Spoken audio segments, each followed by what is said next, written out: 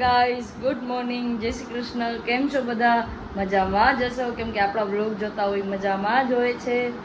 અને હવે આપણે કરીશું રસોઈમાં આજે બનાવવાનો છે આંબાનો રસ અને રોટલી. કેમ કે બધાને તીખું ખાવાની બહુ ઈચ્છા નથી, તેમ છતાંય કાંઈ હશે તો આપણે શાક થોડું ઘણું બનાવી દઈશું.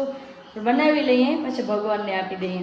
એ ભગવાનને જમવામાં છે આંબાનો રસ અને રોટલી. પંખો ચાલુ કરી નાખું ભગવાનનો.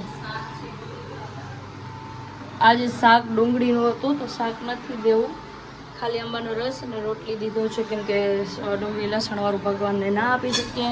હવે આપણા ભગવાન જમી લે પછી મળીએ. કેવી ચાય કેવી છે? પાકું મીઠી જોરદાર. તમારે એમ કહેવાય કે તું બનાવી ચાય ધજ ન હોય કાંઈ? તમે બોલો એને કે તું બનાવી ચાય ધજ હોય ને. બનાવે જાય અભરી ન હોય. તો હવે આપણે ઘરનું બધું જ કામ કરી લીધું છે અને હવે આપણે કરીએ છીએ એડિટિંગ. આ એડિટિંગ કમ્પ્લીટ થઈ જાય પછી આપણે યુટ્યુબમાં વ્લોગ પોસ્ટ કરી દઈએ, કેમ કે આજે મને વ્લોગ પોસ્ટ કરતાં બહુ લેટ થઈ ગયું છે. એડિટ કરવામાં પણ બહુ વાર લાગી છે.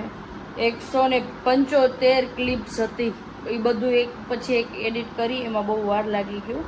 તો આપણે એડિટ કરી લઈએ પછી મળીએ. તો હવે આપણે જઈએ છીએ આપણા બાને લઈને બારે, આવીને મળીએ. તો હવે હું ને બા નીકળી ગયા છીએ બહાર જવા માટે.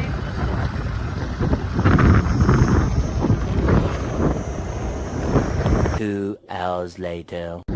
તો ફાઇનલી ગાઈસ, હવે આપણે નીકળી ગયા છીએ ઘર તરફ જવા માટે, હું અને દાદી બંને.